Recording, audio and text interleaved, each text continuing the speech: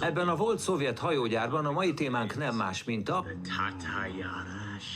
István király nagyon-nagyon érdekes király. Szenvedélyesen rajong a magyar történelemért egy New York-i srác. Willy szabad idejében múzeumokat és várakat látogat, hogy minél többet megtudjon a múltunkról. Videoblogjában angol nyelven mesél Attila hun király történetéről, a mohácsi vészről és a szovjet megszállásról.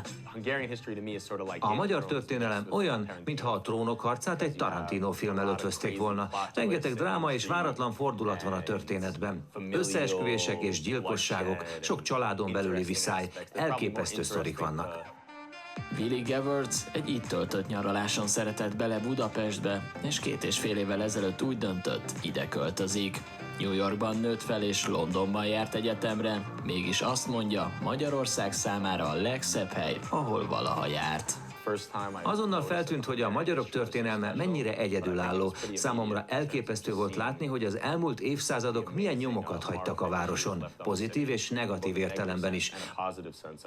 A különböző korok épületei, a szobrok sokasága. Szerintem azért annyira különleges a múltatok, mert egyszerre dicsőséges és tragikus. Ennek a két végletnek az egyvelege érződik a városon is. Ezt nézzétek, egy üzenet Hadrianusztól, ez valami hihetetlen. Római kori kőtáblák vannak a metró aluljáróban. Kamerájával rendszeresen városnéző túrákra indul, és gyermeki örömmel fedezi fel a történelmi helyeket. Szeretné, ha amerikai barátai is kicsit jobban megismernék a magyar nép izgalmas múltját, ami számára egy véget nem érő, historikus szappanoperának tűnik. Imádom a honfoglalás történetét. Mennyire jó sztori már, hogy néhány kalandozó nomád törzs úgy dönt, hogy letelepednek, és néhány évtized alatt az egyik legfontosabb keresztény államot alapítják meg.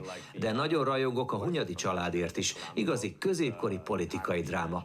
Mátyás király az egyik legnagyobb alakja a magyar történelemnek, de ott van az édesapja, Hunyadi János, aki számomra sokkal izgalmasabb személyiség. Őt sokan csak a török elleni harcairól ismerik, de egy valódi dinasztiát hozott létre. Egy román származású vitézből néhány év alatt Magyarország leggazdagabb földesura és vezetője lett.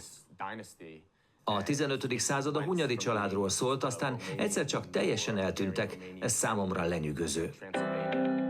Angol nyelvű könyveket viszont csak nagyon nehezen talál a magyar történelemről, ezért a legtöbb esetben kérdezősködik a helyszínen, és magyar barátnője is nagy segítséget nyújt neki.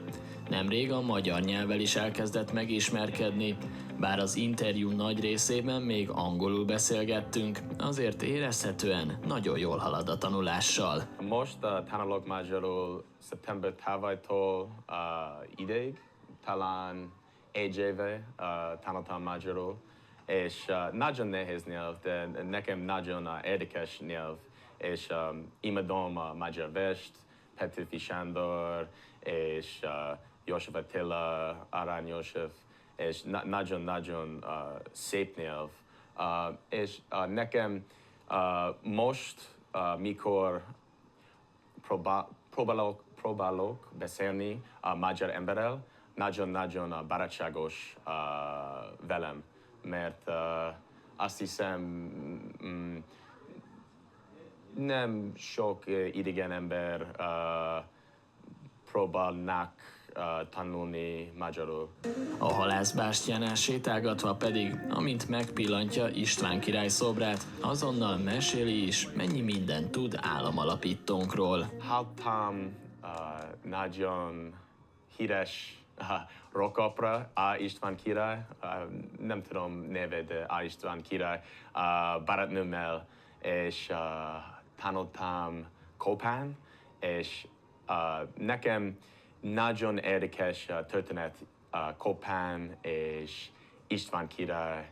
És István király is nagyon-nagyon ügyes király, mert talán 40 éve stability Magyarország, és előtt István király, utána István király, nagyon chaotikus.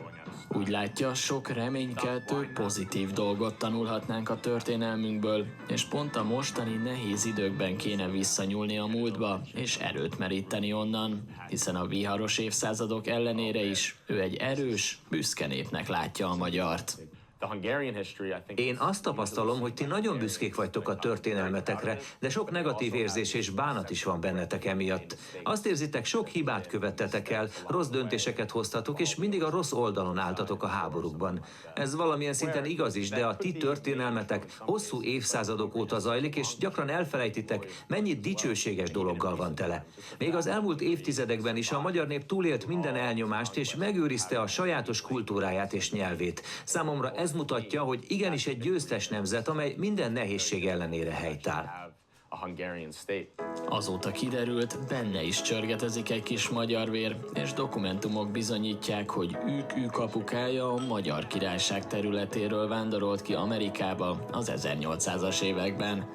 Talán ez lehet a magyarázat arra, miért is érzi magát otthon nálunk az első perctől fogva. And I just read Most olvastam el az Egri csillagokat, egy nagyszerű könyv. Persze nem magyarul olvastam, az egy kicsit még nehéz lenne nekem. De nagyon érdekes az a korszaka az országnak. És nagyon szeretnék még elmenni egy városba, amit úgy hívnak, hogy... Kőseg, de Kőseg. Kőszeg, igen. Igen, Kőszeg. Ott van Szombathely mellett, és sok-sok érdekességet láttam azon a vidéken a török elleni harcokról. Willi most már rendszeresen szeretne videókat készíteni legendás történelmi alakjainkról, legyen szó Árpád vezérről, 4. Béláról vagy Széchenyi Istvánról. Reméli, hogy töri rajongásával sok magyart is inspirálni tud arra, hogy még jobban megismerjük a múltunkat.